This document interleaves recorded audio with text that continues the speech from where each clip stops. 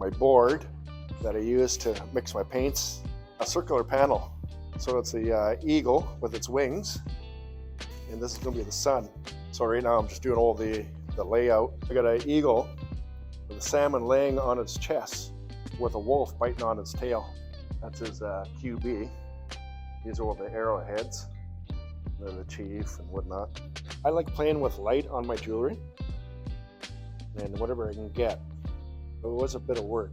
All those lines, a lot of beveling. And what I do is I line out my drawing first with my engraver, then I bevel to make it look humped all the way along, and then I bevel the other way as well. And then I line out all out, then I re-bevel it again. It's a bit of work. Fun doing these though.